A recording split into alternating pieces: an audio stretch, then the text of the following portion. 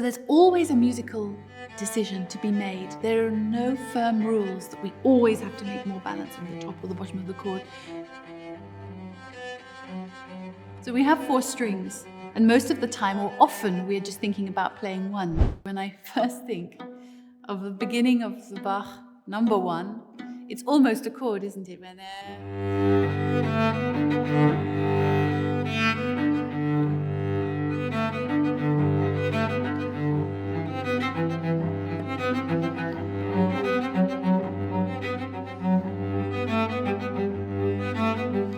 it's almost a chord. It's a broken chord. So let's look at some chords and the idea of this. And I do think that that G major is a nice clue, where we have a G and a D and an A string, and the arm follows through, and we enjoy the resonance, and we enjoy almost like playing a guitar, that feeling. So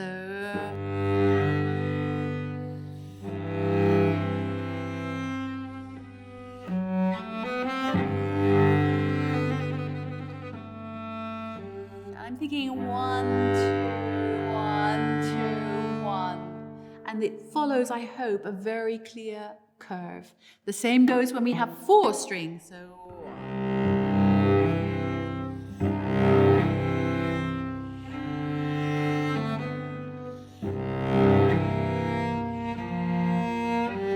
now we've just got 2 strings.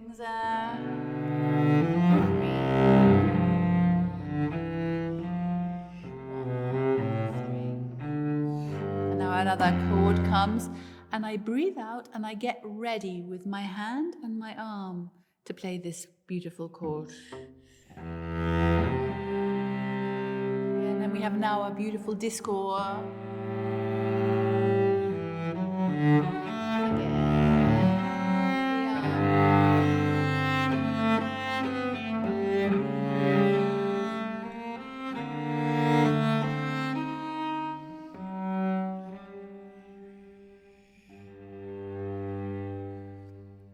Very often when you have just 2 notes, especially when you have 1 open string, it's not 50-50, but rather one or the other has 80 and the other has 20.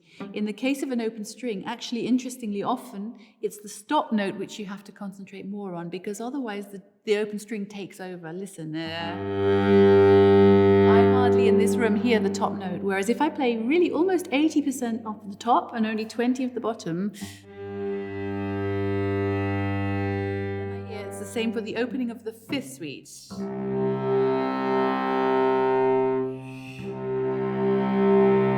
Otherwise I just hear, I hardly hear, which then turns into a lie. We need to hear what comes after that. When I'm balancing the string, when I'm balancing between the 2 strings, there's a little bit of a feeling again of pulling out and around the more important of the 2 strings. So I'm focusing much more on my D string than my G string. And I'm feeling that I'm just pulling around the D string with my fingers.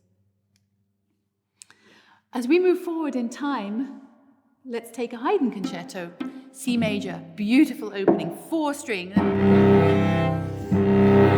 Now I much prefer to think still of this feeling of 1, 2, 3, 4 at the kind of generous sweep that could happen on a harpsichord, rather than the more, I think, too modern approach, which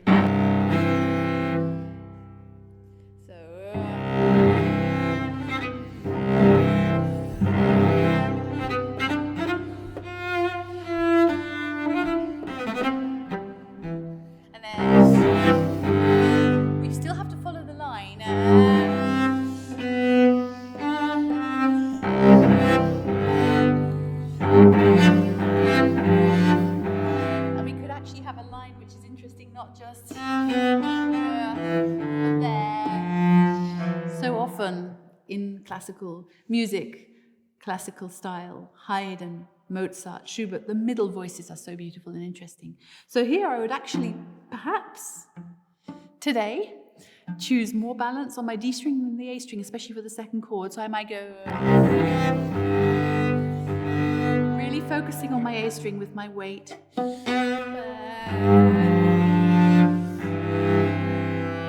quite nice, isn't it?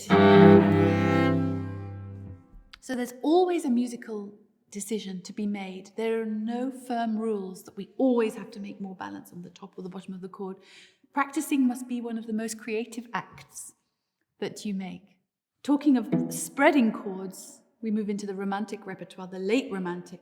I mean, we could talk about Dvorak concerto too. Again, another example. To me, sounds like homework. I don't hear the long line of which we have in the orchestra. So instead, I would still think about the spreading in a creative way. Here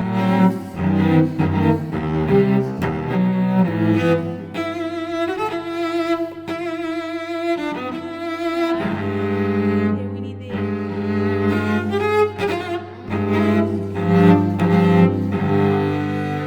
And that G major needs a different spread to what we've come before we move into C major. Elgar concerto chords. You know where I'm going now. Rather not, but rather something creative. Now we go to the bottom.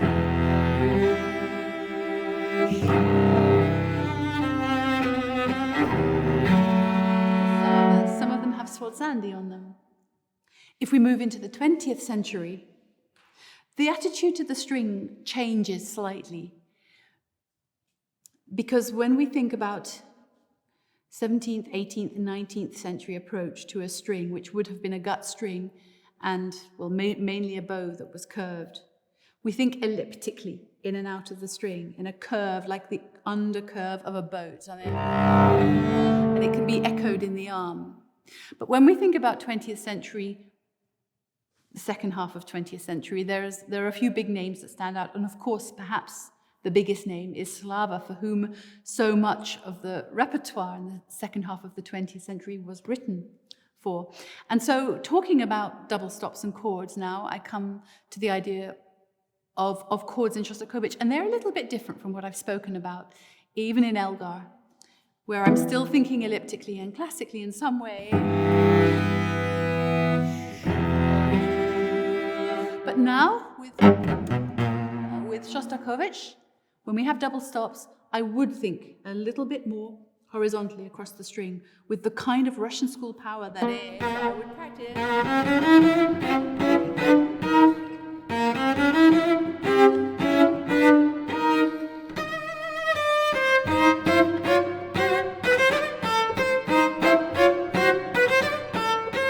And I'm listening just as much to the bottom as I am to the top. And that's a difference, I would say. Perhaps it came with the idea of everybody is equal. The hierarchy of notes and the hierarchy of beats changes, I think, especially in something like Shostakovich, at least some of the time. So I think horizontally, I think about this beautiful weight, perhaps even increase it slightly, of gravity on the stick and gravity in my arm.